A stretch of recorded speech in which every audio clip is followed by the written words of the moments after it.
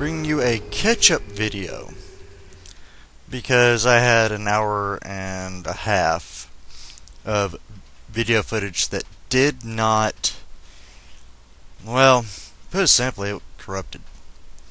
Had no audio, and half the time it wouldn't, play completely through. As you can see, I am above my base. This is everything that I did. I literally moved everything from down here. And as you see, this is now barren, pretty much. I had created all this by hand. Gone out and dug up a lot of sand and everything else. I went out and actually harvested these because I'm pressing Z. You can hear me tapping the key. And, I actually went and raided, let me pull up the map, this house area here. I also went over in here, got some wood over in this area near the scenic overlook here. And I came back by here, picked up the bed, got the other refrigerator, picked up one from here, and quite a bit of scrap. In that hour and a half. Well, I also planted a farm up here. I kind of got it somewhat secured. I mean, yeah, I know a spider zombie could climb up that wall and come up and over and ruin the crops and everything else. Not too terribly worried about them ruining the crops, because if you come over here, well, not that one. I think it was that one. No, that one. As you can see, I've got plenty of seeds from the crops that I've harvested. Now, right here, as you can see, that's how many blueberries I've already harvested since last video. Yes, mobs are turned off, but as you see, the field of blueberries is literally overgrown. Also, my potato field, as you can see, is fully grown as well. And I'll show you my potato harvest. There you go. This is everything that I did and hunted down as far as rabbit and venison and stuff like that I've gathered legitly. As you can see, we've got the rounds and stuff in here. I need to put those back in there. It's like we got all of our 9 mils and stuff like that. Melee, mid-range. This is our demos chest. I actually made those in that hour and a half video setup as well. And this was our long range. Now, over here are our tools. As you can see, we still have everything. But, let's see, crafting and stuff like that. Yeah, here we go. Feathers. Let's just go ahead and... There we go. Put the stones in there. I mean, I was really disappointed the fact that it didn't save. Well, actually, it saved it, but it just didn't save the audio. I mean, literally, there was no audio. Certain clips throughout, different 30-minute length footages that I was splicing that hour and a half up into would literally, you'd watch it for like a minute and then it'd go straight to the end. There would be no, anything in between there. It's like, okay, why did you upload an only 1 minute video? Well, I went ahead and killed all that footage so that, we could start off kind of fresh. My character's a little bit hungry. We'll go ahead and eat on these. Yucca fruit. Go ahead, also fill up our thirst. Like I said, the mobs are off. I went ahead and built this little fortification because in this setup, you can actually shoot through that as long as you're firing a gun. Now, shotguns, I don't believe you can shoot through, but you probably can. Of Crossbows you can't. I know submachine guns can. Sniper rifles probably can as well. Let's see about a hunting rifle. I think this one got one shot. Alright. So we're going to test this, and we're going to test it out on that cactus right there. That one over there. Let's see. Yeah, shift. Alright, there we go.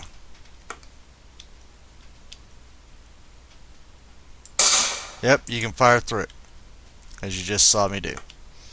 Okay, with a hunting rifle. So that means a sniper rifle can do the same thing. Okay. The crossbow can't, no matter how you do it. But we're going to test out a shotgun. Let's see, we'll test out a pump and a sawed-off. See if either one of those will go through. We're going to fire at, let's see, that cactus right there. Yep, you can fire through that one. Yep, you can fire through even with that one. I think I heard it might have took a little bit of damage there, but whatever, I'll fix that later. But like I said, this is a catch-up video. I'm trying to make it worthwhile here to upload. I just really hate the fact that the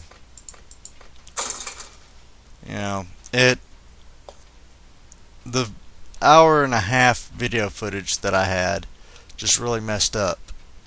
Now you're probably thinking, okay, why in the cooked chest do you have venison stew? Well, you can make venison stew with a water bottle, a potato, the venison, which you need 5 of, and a bowl.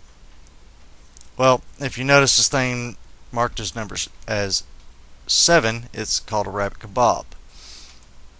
A lot of you are probably thinking, okay, how did you make that? Did you spawn it in?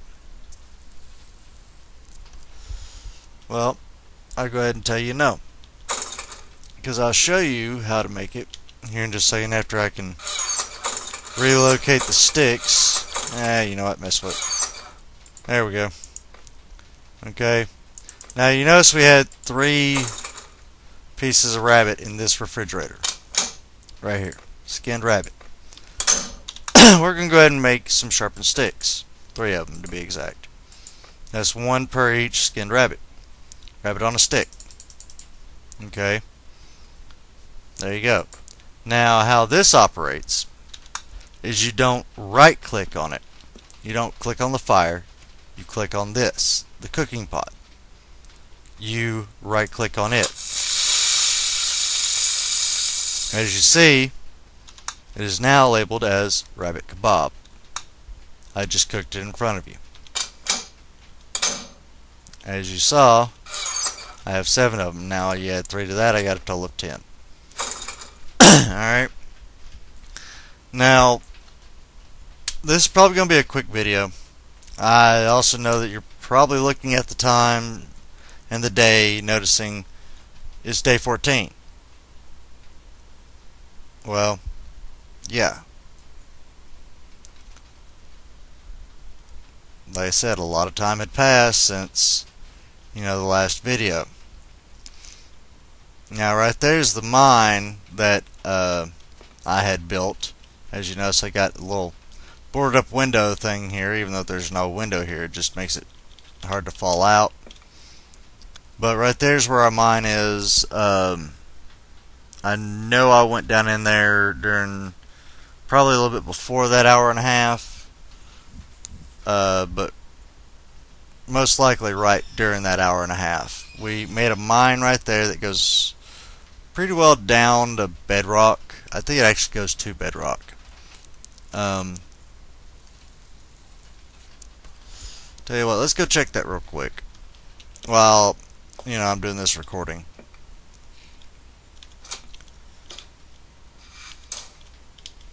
And the mobs are not on, so we're not really having to worry about too much stuff.